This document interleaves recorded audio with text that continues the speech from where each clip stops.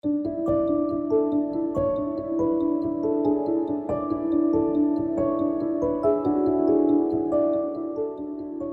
everybody. Thank you for joining us today. Well, there's such a lot to talk about today. I'm really grateful that so many of you have joined us today, and that also so many of you have filled out the self-awareness questionnaire. There were some really interesting things that came out from that, and I'm going to share a couple of the results that some of the themes that we saw when we analysed that survey. Today is about avoiding overwhelm and burnout. So, for those of you that I haven't met before, my name is Heather Beach, and I have had a career mostly in health and safety, running businesses in the health and safety sector, knowledge businesses mostly, Barber, IOSH Conference, SHP Magazine. And then 7 years ago, I decided to jack it in, to resign and to start my own business. So I took a master's in applied positive psychology, took some organizational qualifications, and founded Healthy Work Company. And we work with a large number of organizations now across multiple sectors in helping them build their wellbeing strategy and build tailored solutions for them. So we don't provide off-the-shelf training courses. We do have some fairly generic things, but everything is tailored. So it's tailored to your industry, to your demographic. And quite often I have customers ask me to write something specific.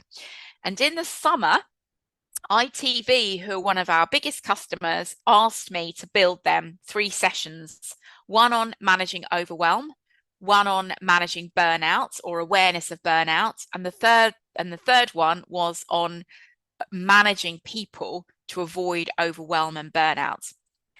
Now, I thought actually this is going to be fairly straightforward for me because I already have a course on burnout, which I developed in 2020. However, actually, weeks and weeks and weeks of reading and research over the summer, because so much has been looked at in this field over the last year or two, because it has become such a major issue. What I found really interesting about developing this course is the fact that it really changed me too, because I am not the best when it comes to overwork. I love my work. Often it feels like play. And so I struggle to know that I am entering the field of overwhelm. I have struggled to know that. And so I've had to do a lot of work over the last 2-3 years to really iron out what's going on inside me, which drives me to that place. And a lot of what we're going to talk about today is the need to really do that deep work, because you can make some changes, some habit changes. So you can look at some cognitive solutions, but unless you're prepared to look at what drives you internally, it's much more difficult to sustain those. So I'm really pleased to also have 2 people with me today, and I'm going to introduce them in a moment. But I'm joined by Anna Keane, who's an executive coach who really helps people do that deep work. And I'm also joined by Tim Sisme, who's an organizational work design specialist. So Tim looks at problem solving. He takes an engineering approach to problem solving, and he is specifically helping us with organizational approaches to this. So individual approaches, management approaches, and organizational approaches, because it has to come from all 3 places. So I'm just going to a little poll just for a bit of fun to find out now what your stress levels have been like this week. So here we go. Let's launch that poll. So with 1 being absolutely chilled, I am completely chilled this week, to 10 being hyper. Where are you this week on the old stress curve? We think of the Yerkes-Dodson stress curve. Where are you sitting? Remember that stress is not pressure or challenge. Pressure or challenge are good for us, but stress is bad for us, because it's just when it gets too much, that's stress. So let's see what we've got. We've got lots of you have answered. Where are we up to? 96 out of 117 of you have answered. Now 100. Just give it a few more seconds for everybody else to answer. Claire, there's people in the waiting room. Could you let them in, please? Thank you. There we go. And I'm going to end the poll now, and I'm going to share the results. Okay, so we have Oh, right. Seven being our most popular answer. So on that sort of towards the overwhelm, I would say, most definitely on the overwhelmed side of things. Six, probably a bit overwhelmed too. Eight, nine, not good. And 10, four of you, poor things, have been hyper stressed this week. Let's see if we can make a bit of a difference to that over the course of the next hour. So that's unfortunately the way that life is right now. We are lots of us dealing with overwhelm. I don't think we acknowledge enough the way that the world has changed. So many of you are not as old as me. I'm 54. I'll be 55 in April. I know I don't look it, but I am going to be 55. When I started work, there were secretaries who typed up the minutes, then they went on a trolley, and then they went around the various people that had to review them. They were then maybe signed, or maybe, and then there was another meeting, and then a decision might be reached in the fullness of time. Well, we're not in that a domain anymore, are we? We're in the domain of the smartphone, which has had a huge impact on our lives, on our ways of working, on our mental health, on the mental health of our young people. It has been transformative. It means that we are always, always on. So there is no respite because we've constantly got this thing in our hands pinging at us, and we are addicted to it, and we feel that immediate need to answer, to respond very quickly. I also feel, by the way, please feel free to pop in the chat box as you're listening, anything that comes to. Oh, thank you, Amanda. I don't look at it. Thank you. Sarah used to be the one delivering the memos, and Lindsay, you're even older than me. That makes me feel better. Thank you very much. Please feel free to chat away in the chat box to each other, ask me questions, whatever, make comments. Please feel free to do that. That would be great. I also think that there is a cultural domain here as well. There's a cultural domain in terms of the political era that we were brought up in, the generation that we were brought up in. So I don't know whether any of you remember the work hard, play hard mantra of the 1980s. We believed that we could have it all. We were sold the idea that you can have everything you want. You can have anything you want. You can be or have anything. Say yes was the great mantra. And I absolutely swallowed that. I said yes to everything that came my way. And in many ways, that served me. Let's be clear. Some of these characteristics, some of these things have served us in the past. If you're struggling, pull your socks up and kick on. That was the way that we regarded the way we should behave. And as I've said, there are benefits to that. However, when we enter the world that we're now in, that then creates stresses and strains for us, because actually it was possible perhaps in our parents' era to adopt these things, but it may not be possible for us to do it these days. So is burnout and overwhelm actually a business risk? So half of UK employees say they've experienced at least one characteristic of burnout: feelings of exhaustion, mental distance from their job, or a decline in performance at work. 14% say they've experienced all three characteristics. Work-related stress is not going away by itself. I've done so much research on this now over the last 9 months, and I can tell you there is no silver bullet. It's a challenge which has been emerging for the last 30 years.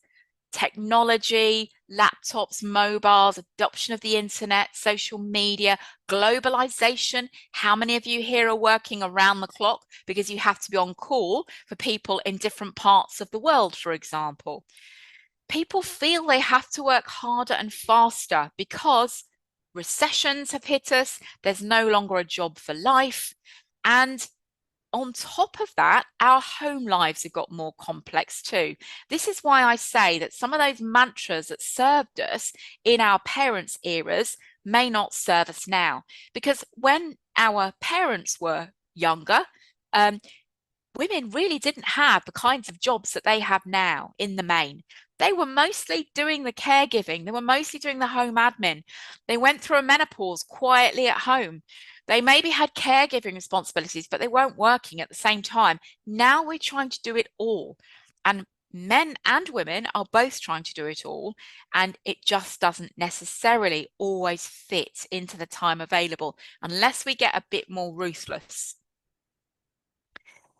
This has become a watchword for me, thinking about my future and thinking about the fact that I want to work until I'm at least 65. I'm not one of these people that thinks I can't wait to retire. I love my work, but I want to be able to work sustainably. A very good friend of mine has just retired at 58 years old, completely burnt out. She's been like me, thrown herself at her work, thrown herself into everything she does with huge passion, and she just can't sustain it. So, as with all aspects of mental health, and Anna and I were talking before we came on, physical health too, we have to think about our future and how can we make it sustainable for ourselves. So, I think we need to look at three aspects here. As per usual, start with self-awareness, self-management, ongoing habit changes, education and coaching. So a session like today is literally a starting point for you. It's starting to think about some of these things that we can do differently. Then managers, they need all of that self-awareness, self-management, ongoing habit changes, education and coaching. But they also need to think about how they're role modeling for their teams. They need ongoing training and development on delegation, prioritization, having good conversations with people. This stuff does not come naturally to us. It's not our habitual way of being. And so getting help with that, getting support with that is really important. And then we've got the systemic issues. And this is where my friend Tim comes in. Where do the pressures come from in work? What is it in our workplace that means that we have to work this hard? I work across the many, many industries, from train companies, media, pharmaceuticals, drilling engineers. Every single organization tells me they are different. This is the reason why you have to work so hard if you work for us. You have to work because we're 24/7, because we're this, because we're that, because we're the other. Everyone says it. It's almost like if work overload didn't come out as a stress risk factor, they'd think they were doing something wrong. That's what occurs for me.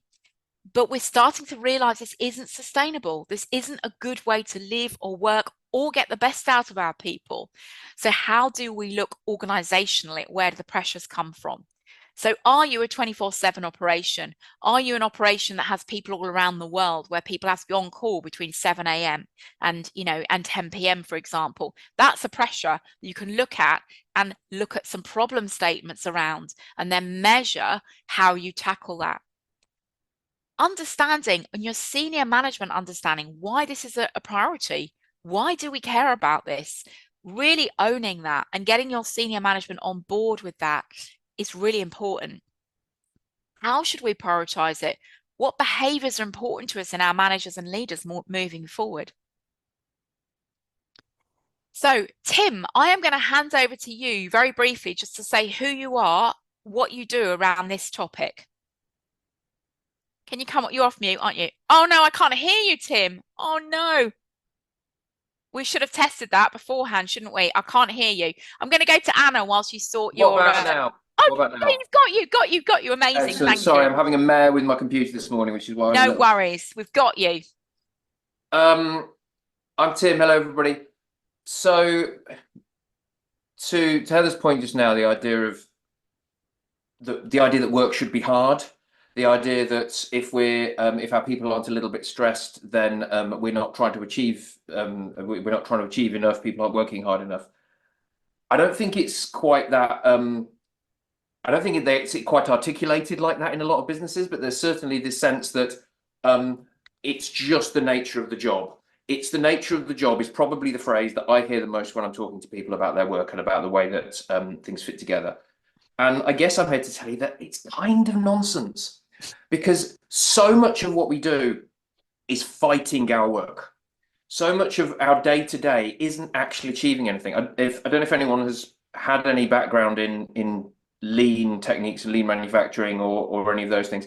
But as a general kind of finger in the air, the yardstick that a lot of process improvement people come from is that if you haven't optimized your processes, then somewhere between 80 to 95% of your work is essentially non-value adding. It's doing the processes, it's delivering the things that you need to deliver, it's chasing the people, it's wandering around the office looking for a printer, it's trying to work out what you did yesterday, it's trying to find that email. It's all stuff that's not achieving anything. And by looking at the processes, no process is born perfect, and they all get worse. So unless you're actually looking at the way that your processes are designed, unless you're looking at the ways that you work, unless you're actually challenging the problems that you run into every day, then all you're doing is making life more difficult. From a point of view of what the business gets out of it, this is where I quite enjoy what I do, because I don't really change what I do depending on if I'm looking at something from a point of view of let's save money on this process, or let's make this process faster, or let's make this process high quality, or if I'm looking at it from a stress reduction angle. The process is exactly the same. We're just trying to take out the stuff that isn't adding value whilst engaging the people who actually do the work. And this is what it really comes down to. People like being good at their jobs. If you give people the opportunity to be good at their jobs, if you give people the opportunity to actually contribute to the way that they do their jobs, then not only will you get a better outcome for the business, you'll get a better outcome for the people, and actually you'll start a virtuous cycle of people starting to improve things. So what I do is I help businesses to address their processes, to identify where are the blockers, where are the things that are getting in their people's way, and help them make that more streamlined and more approachable and more effective. I help people with problem solving and looking at the way that we can articulate the things that are challenging us into ways that things that we can actually solve. I look at team cohesion. I look at the way that teams communicate. I look at the way that we work together, and particularly in hybrid and remote environments, this is getting more and more complicated. We're seeing more meetings get stacked on top of meetings because people don't have well articulated and well organized ways of passing information. And we look at measurement. We look at how are we measuring ourselves in a way which is going to be effective and not going to drive the wrong behaviours in the business. Thank you very, very much, Tim. And I'm really happy to work with Tim because Tim approaches problems from a completely different angle to me. And therefore, you get a really complementary sort of approach. And Anna, who I'm going to introduce next, she's going to talk to you about why change can occur as hard sometimes and what, again, we can do about that. And Anna has been a huge support to me personally. She is the best coach that I've ever worked with. She not only kind of asks great questions, but she's really intuitive about you. And so she's really helped and supported me. So Anna, over to you. Hi, everyone. Lovely to meet you. And thank you, Heather, so much for inviting me to be part of this.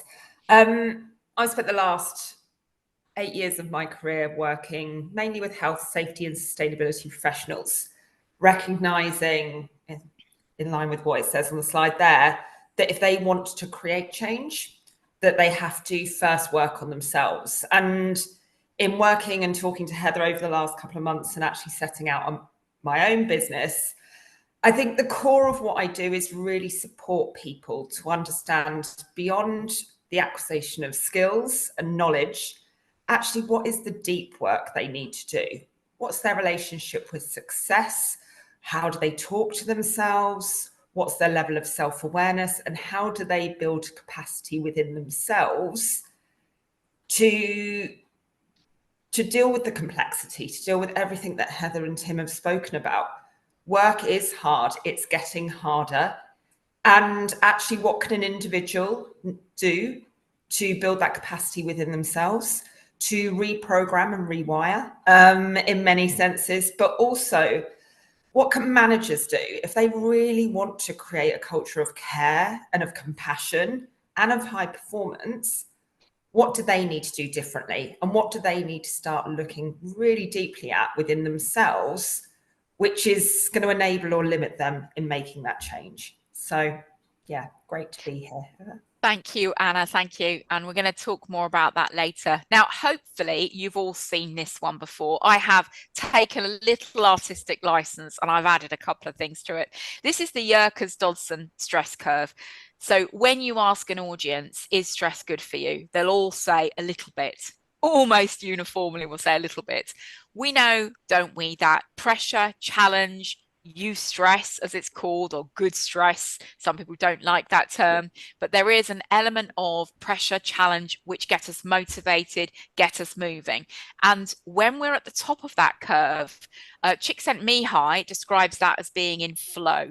So when we're in flow, we're doing something that we're good at and we love doing, but we have a bit of stretch associated with it. And then work feels like play. We're in the zone. We're not even aware that time is passing. However, the danger is for those people who get into that very easily and who really love their work, which are often your best workers, it's very easy for them not to notice that they are creeping into overwhelm. It can be that straw that breaks the camel's back, can't it? It can be being given that project which you really aren't very good at, aren't very comfortable with, or perhaps you're out of resources on that particular day because of some aspect of your home life as well. And getting better at recognizing that we're at that place and that we need to now row back, we need to have some conversations, we need to work out how we do things differently is important. Equally, looking at perhaps, okay, I'm overwhelmed now, I can manage like this for a bit. My job requires that actually I get that adrenaline and I keep going for a bit. However, then we need a break, because if we don't take those breaks, if we don't actually look at stretching our work out so that it's more sustainable, we will end up with impaired performance because of strong stress. And I love this phrase, body budget, that Lisa Feldman Barrett came up with, which is the idea that we have a certain amount of stress that we can take within our bodies before we start actually getting ill, getting towards burnout, getting towards depression, anxiety. And as we know, physical, mental health issues go hand in hand. We can end up with all sorts of physical health issues as a result of that. Not good for us, not good for our managers, not good for our organizations. So for organizations, it really does make sense to understand that how their people react to stress, understand, have those open conversations around workload, have those open conversations around, I'm a people pleaser, I will always say yes, for example, and then be able to manage that with the individual. And obviously for individuals, it makes sense to become more self-aware, to know where we are and to know what recharges us and when we need recharging. Because when we do get to the point of burnout, at that point, it can take, several months to years, actually. I've known people that have been off for 18 months, a year, 6 months, 3 months, because they literally cannot work any longer. I'm just going to briefly look at the survey that your self-awareness feed form that you completed. Thank you very much. A lot of you did complete that. And I don't think there's any surprises in here. I tend to do this with an organization before we run this program with them. And this is very typical of the sort of results we find. A few who are very close to burnout, those that are in the red, you're not in a good place. The orange are those that are overwhelmed, actually. And look at the numbers of us on this that are overwhelmed a lot of the time. The green are managing that really, really well. And then we've broken it down into what are their stressors like? Are they good at recharging themselves? They know what recharges them, and do they actually prioritize that? What are their support systems, both externally among their friends and family, but also in their managers? And then the final one, which is self-awareness and emotion regulation. I have not yet had an organization that scores highly in that area. And I think that's absolutely critical for us as human beings moving forward from an evolutionary perspective. We need to get much, much better at that. So we looked at one of the questions here: are you able to regulate your emotions effectively in high pressure situations? 30% of you said, yes, I can do that. 14% were no, and 57% were somewhat. This one I like as well, because I know a lot of us struggle with this. Are you good at saying no when you really don't have time to do a task? And 44% of us are no good at that at all. 42%, and I'd count myself in that, are somewhat. I'm getting better. I was very poor at it. Well done to that 14% who are actually good at that. So what is burnout? Let's just define it. Okay, so first of all, it is defined as an occupational condition. And I had noticed in the chat earlier that some people were saying, it isn't just about my work, it's life as well. So we are going to have a look at that in a moment, because I don't entirely agree with this definition that it's completely about work. Because we don't turn our home life off. So if we have, for example, like happened to me a couple of years ago, one parent had died, the other one needed care and had severe Alzheimer's. My daughter got diagnosed with OCD. Now, at that point, my work capacity, my capacity to deal with work stresses was tiny, let me tell you. Whereas right now, I'm feeling good. I've joined the gym. I did a Tai Chi class. My diet is good. My work capacity is good when it comes to dealing with stressors. So we cannot completely divide the two. However, the World Health Organization says it's an occupational condition. And unlike conditions such as anxiety and depression, a break from work is usually enough to cure it. Anxiety and depression are going to require a lot more than a break from work. We might need some therapy. We might need some SSRIs. We might need to really relook at our life. Whereas with burnout, it's about having a rest. There was a burnout continuum scale, which assesses burnout on a scale of 0 to 100, and it assesses it across 3 aspects: exhaustion, cynicism, and inefficacy. So this is how it differs also from other mental ill health conditions. So when you're feeling so exhausted that you start to disconnect or distance from your work to cope with the overload, which leads to what in psychological terms is called depersonalization. We start to become overly irritated by other people, seeing them as the problem rather than the solution, or as people that we may be able to help. And ultimately, we feel inefficacy. What's the point in me? What's the point in my job? I can't do anything. I can't accomplish anything. I can't identify the resources available to support my work. My efforts are meaningless. If you recognize yourself in those 3, I would really advise you to look at the Maslach burnout inventory. There is a link to it on the PDF download you'll get at the end of this session when you fill the feedback form out, or just Google it and then go and see your GP. Talk to your manager, talk to your employee assistance program, because if you are burnt out, you need to take that break sooner rather than later, before it builds up to the point where you are actually really, really ill. So it's not good for your work. If you're really, really ill, it's not good for you either.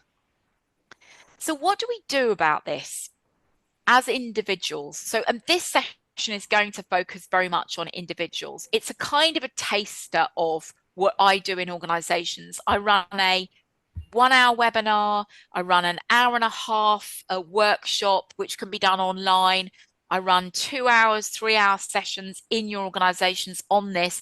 I can basically create whatever session you need me to around this topic. And there is so much to say and so much to look at. So literally in this session, I'm going to give you a taster of some of the things that we talk about.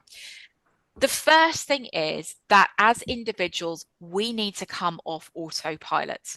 Our habits are there to support us. Our brain deliberately builds those habits to save energy. So we know that our life is habitual, our actions are habitual, our thoughts are habitual, and we need to start to recognize those patterns and recognize what we're doing. That implies slowing down. Very difficult for certain people, myself included. Some people say I even talk too fast. I don't. I'm sure you're not finding me talking too fast today, but some people say that I do. I'm very fast, very impatient, and this has been a real struggle for me to get conscious and intentional. And two aspects to this. The first is applying some cognitive tools. When I talk about cognitive tools, I might be talking about prioritizing your to-do list, or I might be talking about setting your meetings at 50 minutes instead of an hour. These are the sorts of planning habits that we can build which will help us. And then the second one is applying that self-awareness, that deep knowledge which Anna talked about ourselves, why we are the way we are, what beliefs we have which are just unchallenged and we don't even recognize that they're there. What are those and how can we actually address those? Now, this is really where I think we have some levers when it comes to overwhelm. So if we think of overwhelm or stress as being an imbalance of demands versus perceived resources, and this speaks to your point in the chat box about the fact it isn't all about work. So this chap here, yes, he's got a new manager. Yes, he's got a very high workload and he's got an annoying team member. They're all his work stressors. At the same time, he's got no money. He's got financial pressures. He's not had enough sleep. He's got a child starting school. He forgot his lunch that day. And he's thinking, I must breathe, breathe, breathe. And he's got a new project coming at him. So when we think about demands, those are the sorts of things which are our demands, and they're not all work related, are they? So how can we create lower demands? Putting them all down on a piece of paper, looking at our timetable, what actually do I need to actually lop out of this and say no to and not do? That was anathema to me in the past, and now I'm getting very good at it. The second one is, if it's an imbalance of demands versus perceived resources, how do we improve our resources? What do we have at our disposal that will enable us to be able to take on more things? We're going to have a look at that briefly as well. And then the third aspect is reframe these things as just things to do and just keep managing our mind over it so that our perception of those demands changes. So these are three levers that we have that we are going to look at, and we're literally going to look at a couple in this session. So the first one is, how do we resource ourselves better? The first aspect, recharging ourselves and rediscovering those boundaries around work.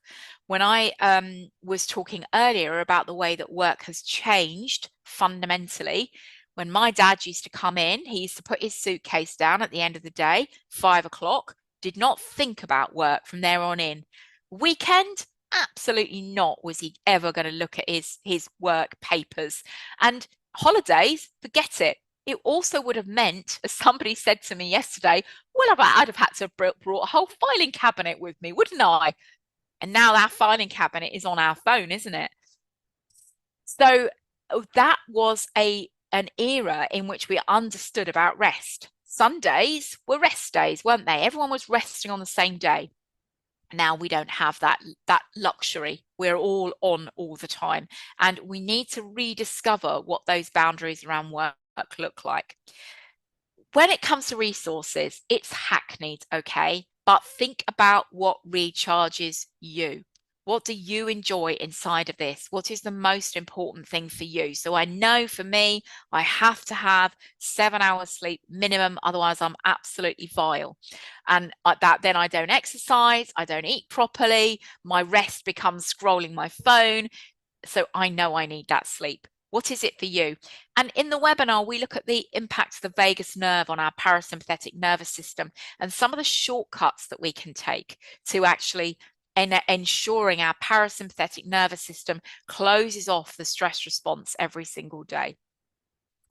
Another cognitive tool in here, another resourcing tool, is think about what we do with our rest time and think about how to create those micro breaks. You might have seen this, but there was a meta-analysis done of more than 80 studies which showed that short breaks of 10 minutes throughout the day can improve our well-being and performance. That first graphic there is someone that's done back-to-back meetings, 4 in a row. The second graphic is someone that's taken a 10-minute break between those meetings.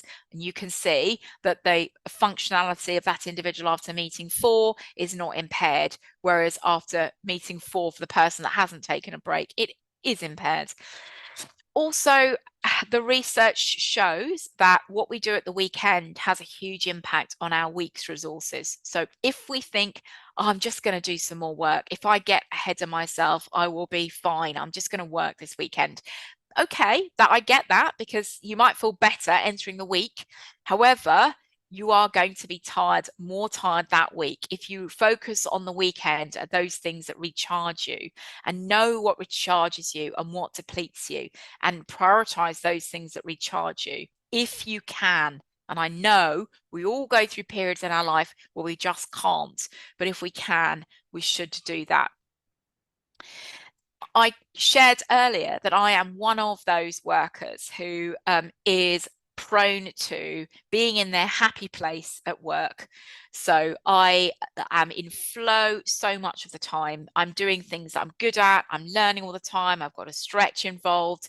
And unfortunately, people like me are very prone to burnout because we find our work so important that it's difficult to switch off.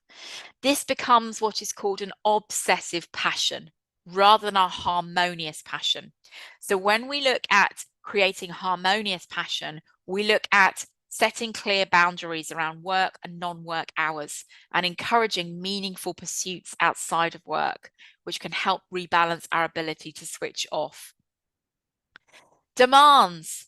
So how can we lower those demands? At certain times of our life, we're going to have demands in lots and lots of different places. And where then do we look at what demand we lower? So friends of mine are in the same position as I was a couple of years ago, now doing the care and responsibilities for their families. And one of those has gone part-time and not told her mum, so she can have that time to herself. There are difficult decisions that sometimes we have to make in that arena when we have things going on, which mean there is just too much. We had very much a view, you only live once, fear of missing out. And I think many of us are embracing joy of missing out now, aren't we? In the sense that actually sometimes it's just much better to be able to recharge ourselves and stay at home. Perhaps we have a huge network of friends and we feel absolutely responsible for maintaining communication with those people. Looking at all of our demands, not just at work, but also at home, and making some difficult choices on occasion is something that we all have to do. And I think this is really sad when you think I came from an era that said, say yes, I can do everything that I want with my life, I can do anything. And now I'm looking at, and many of us that I know are looking at simplification. The best book that I read while I was researching this course, and I read a ton of books and a ton of research papers, but the best one was Oliver Burkeman's 4,000 Weeks. Oliver Burkeman says we have around 4,000 weeks to live. And if we can come to terms with that, if we can understand that our life is finite, even the best life we can possibly imagine is going to be a matter of waving goodbye to endless possibility. We cannot do everything. So looking at simplification, deleting, declining, delegating, downsizing, don't overservice. I recently discovered, I was talking to Anna about this, I massively overservice compared to other providers because I want to do such a perfect job. And actually, are people actually really interested in that level of service? I don't know. Do smarter, delay, dump unhelpful friends. This was one for me. I had such a massive network of people that I'd met over the years, and some of them just didn't really have that much in common with anymore, or perhaps they weren't that helpful to my mental health. They were draining, but I felt this enormous sense of responsibility and a sense of failure if I lost those relationships. And I've just become a little bit more ruthless about those now, and I keep up with those people that recharge me and actually are the people that I can be my absolute authentic self with. And it has made an enormous difference, this simplification. Not an easy thing to do. Now, the risk factors, okay. This is where we look at going deeper. So we have in our workplace presentation, we have risk factors for your workplace. What kinds of things within a workplace are going to mean that someone is more likely to burn out? But also we have these risk factors for you. So this is the work that Anna was talking about in terms of going deeper. So a big piece of understanding that I have developed over the last few years is that I am a perfectionist. A perfectionist is someone who actually for a self-oriented perfectionism is about having very high standards for yourself and being really upset when you make a mistake. I feel it physically when I make a mistake. Other-oriented perfectionism is expecting those around you to want to better themselves and really disliking it when someone around you makes a mistake too. That's perfectionism. It gets us a long way, doesn't it, people? But it also can be very stressful when it's underlying driving you and you're not aware of it. So being aware makes a difference. Self-esteem, highly linked to work achievement. Human giver syndrome. I love this term that was created by the Nagoski sisters, that are two doctors that wrote about burnout. And they talked about people pleasing, over-servicing, over-empathizing. Lots of the managers that we work with really struggle with this. They take on everyone's problems as if they were their own, you know, over-empathizing, having to come in with their hero's cape and try and fix everything around them, fix those people around them. Mismatch between you and the organization's values. I was talking to someone yesterday at Anna's event, and they were talking about the fact that they knew they would burn out if they stayed in that organization because there was a complete mismatch between the way they worked and the organization's values. Coping styles and personality traits, high conscientiousness, low emotion regulation. And then we get into some of those other things, physical or other mental health issues. If you have a physical health issue, if you have a mental health issue, if you have other stressors going on at home, an adolescent child, you know, elderly parents, perhaps you're moving house, perhaps you're having a house renovation done. All of these things are going to impact your capacity. And then this last one, neurodiversity. There is a massive risk for those of us who are neurodiverse in that they are much more prone to burnout because the cognitive load of dealing with having to fit in to a world which was not built for the way that you think is huge.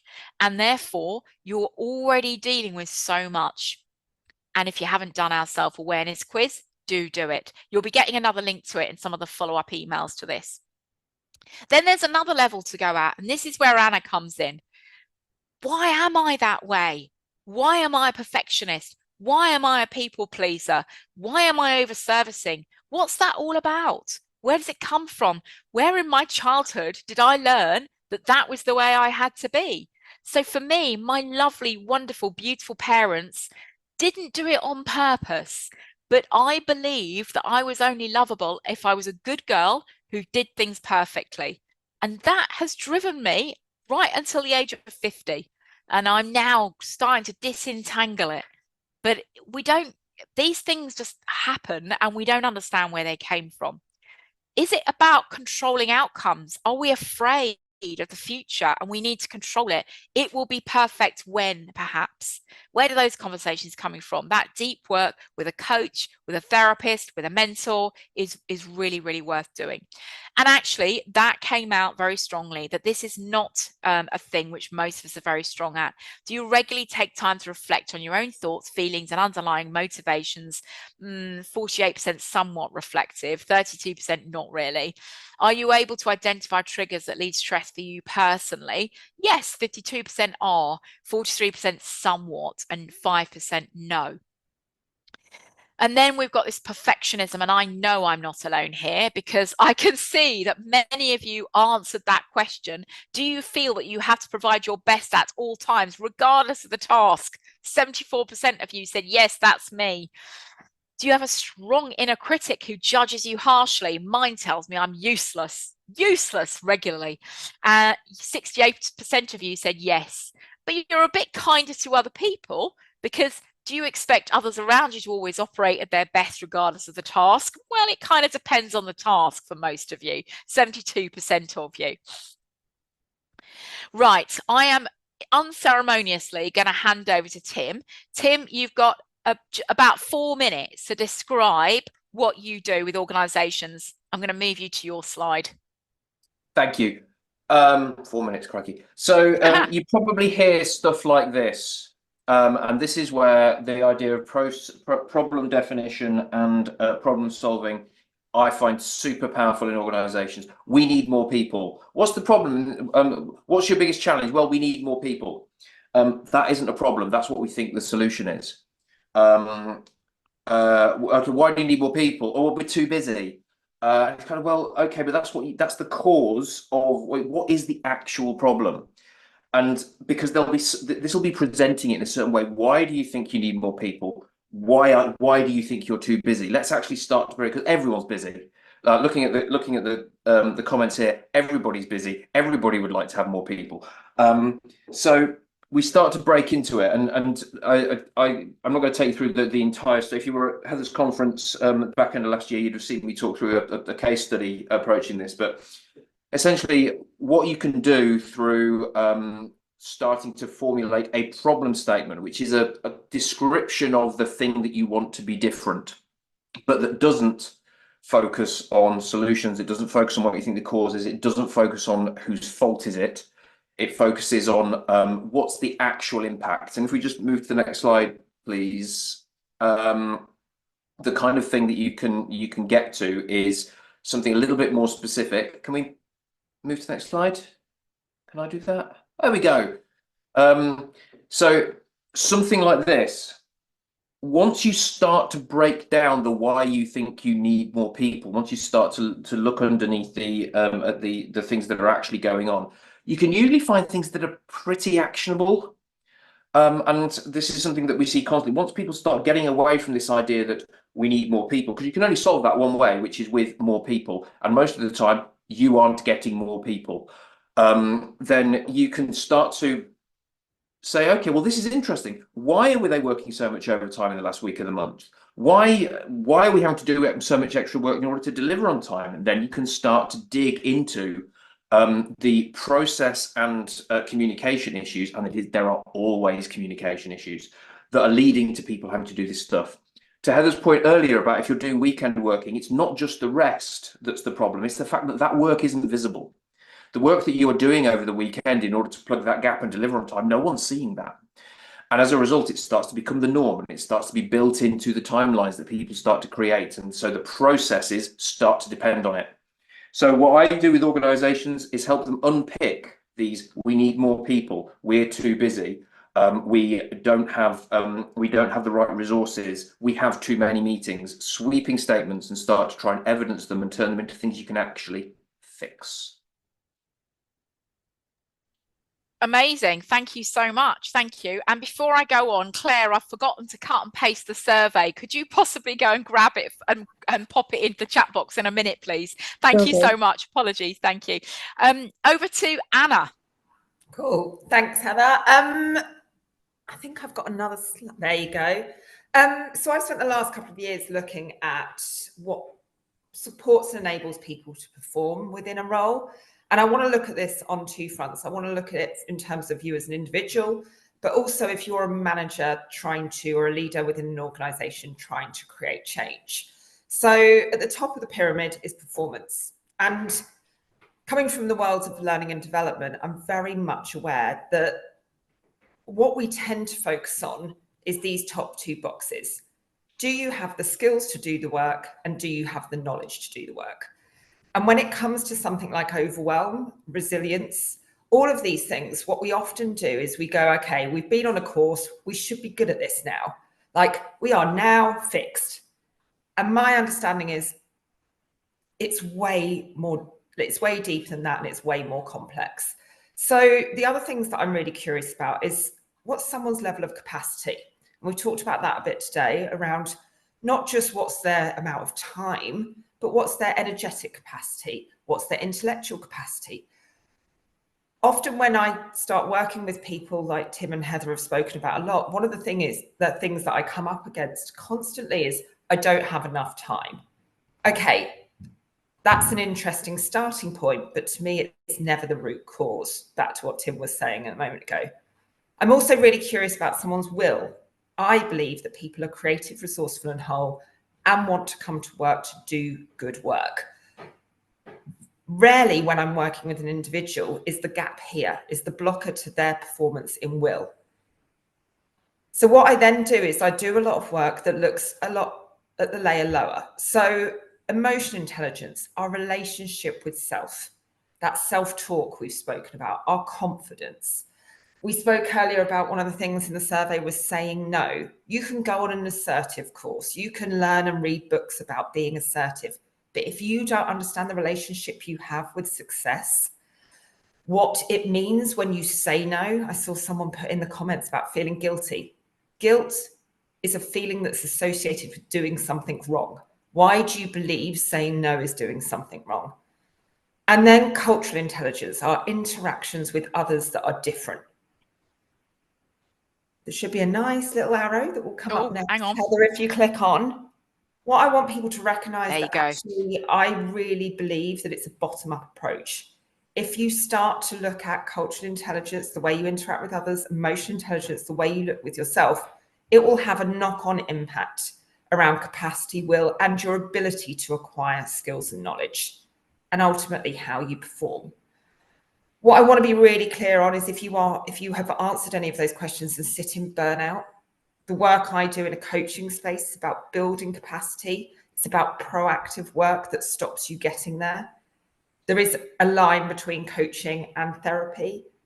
And that's something also to be aware of. If you are sat in burnout, the support you need is probably not working within the coach and the stretch. It's actually about rest and exploration and support.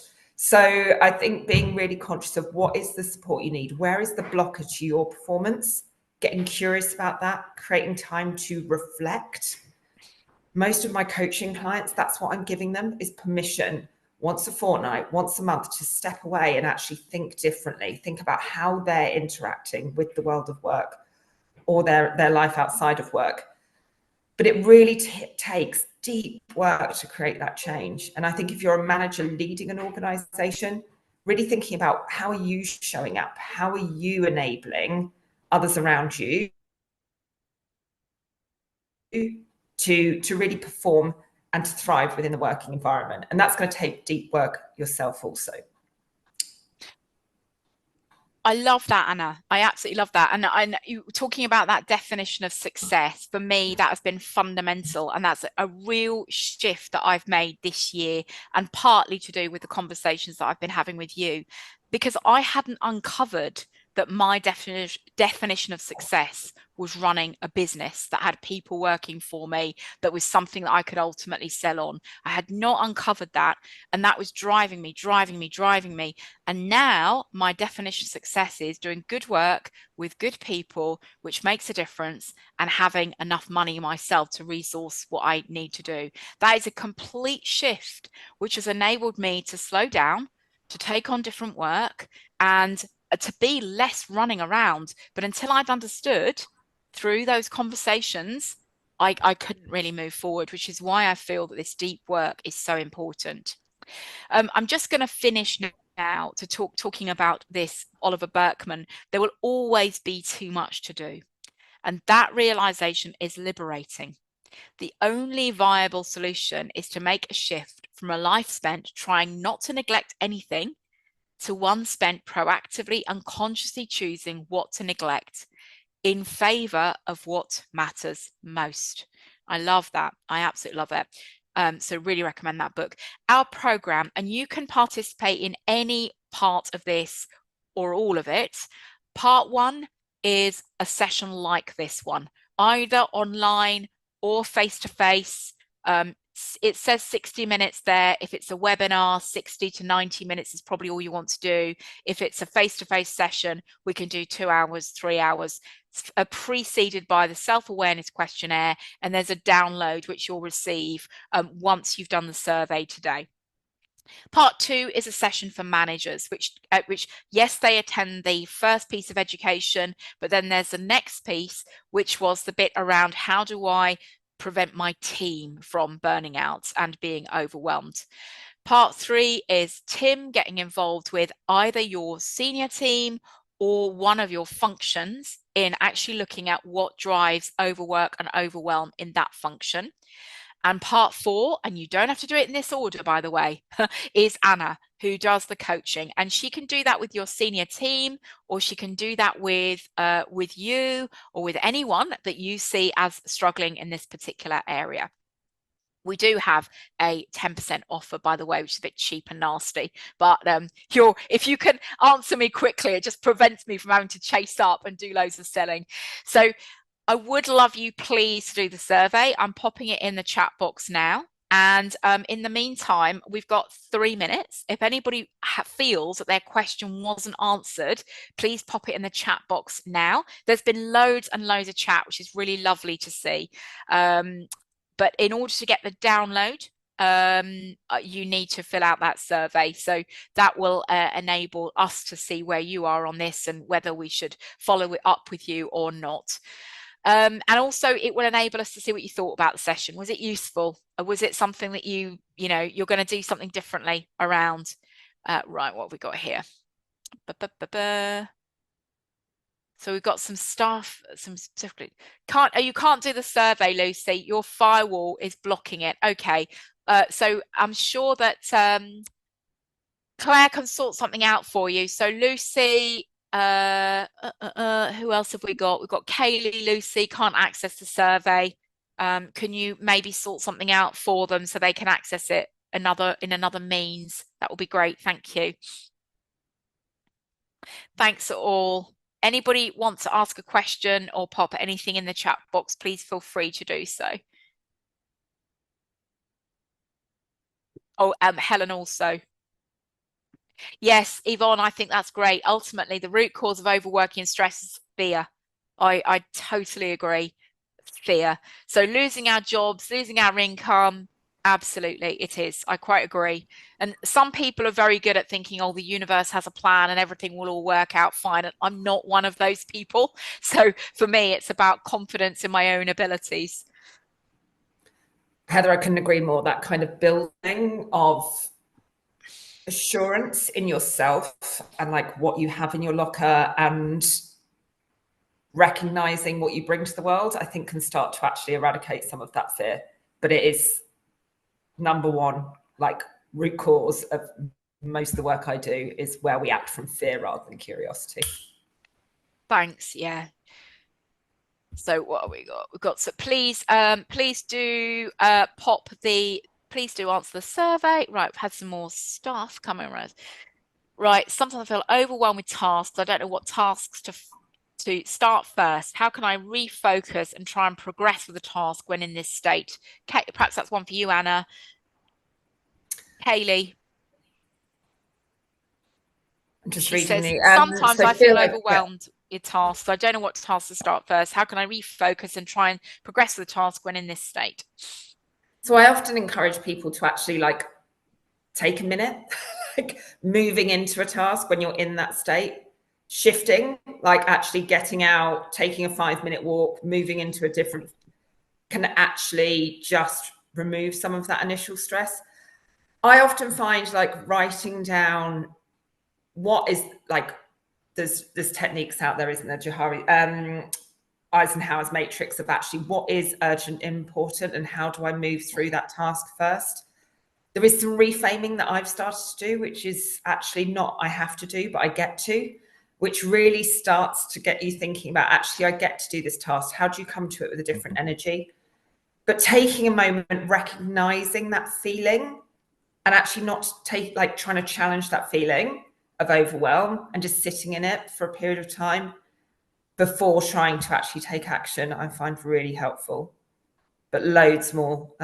Yeah, very brief answer to a very big question. I don't know, Tim, if you can answer something on that from a systems and process perspective. Yeah, so some of the work that I've done in the past has been around personal productivity and overwhelming from that perspective. I'd really recommend Getting Things Done by David Allen as a starting point for a system. It's amazing. It's been like my operating system for years. But one of the things that David Allen talks about is that the doing should be separate from the decision making around what the doing is. So if you can, and a lot of the time, the things we have on our list aren't really doable. It's kind of like deliver webinar. Well, that's not it's a thing we're doing now, but all the stuff that there's been tasks that lead up to that, and if you can actually frame those tasks in terms of what you need to do, email somebody about a thing, so the example that he uses in the book is tidy garage is not a task. Tidy garage is like a little mini project, and you've been putting that off for ages because it turns out you've not got any bin bags.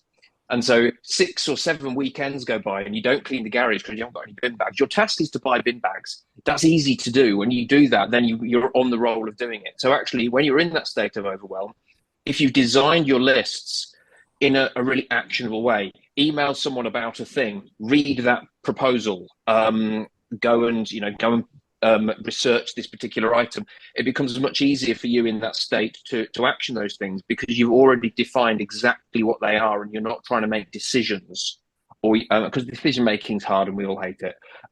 So if you make those decisions when you've got the resources to make decisions, you're kind of doing future overwhelm you a favor. Thank you very much. Thanks, everyone. Anyone else want to ask anything? I think there's been a lot of comments, but no actual other questions. Apart from Amanda, who's asked about the Wellbeing Research Centre from the University of Oxford, which says that little evidence individual wellbeing initiatives such as mindfulness, resilience and stress management are effective, whereas organisational changes are. And Amanda, I've been having an article in my bones for so long to respond to that, because I 100% agree with what they're talking about in that people are just not doing the right things for their organisations at the moment. There's lots of mental health first aid out there, and that's to help destigmatise conversations, but it hasn't really made a difference to organisational mental health. And yes, absolutely, it should start at the organisational level. Stress risk assessment, absolutely. So some of the work, the organisational work that we do with Tim, however, that doesn't negate the fact that we can only change ourselves. We can only really make choices for ourselves. And actually, I don't think that article looks at self-awareness. It doesn't look at self-regulation. It doesn't look at, some of the things that we're now doing, which are much deeper. I don't think it looks at. So I think there's a balance in there, Amanda, but I totally think the direction of travel has been wrong in well-being to date. So I'm looking forward to seeing a change. Thanks, everybody. And yeah, so don't worry, Shirley, we'll be sending a recording round. There will be a recording. Yeah, very good. Thank you so much, everyone. I'm hoping that everyone's managed to, if you haven't managed to answer the survey, just drop me an email and we'll work out a way of sending it to you, or sending you the download as a minimum. If you can just send us some, some general feedback, that would be helpful.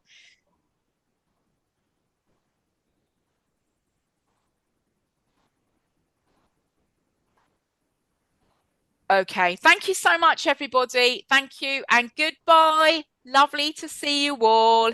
And yes, have a brilliant and unstressed weekend, you too, Elizabeth. Thank you.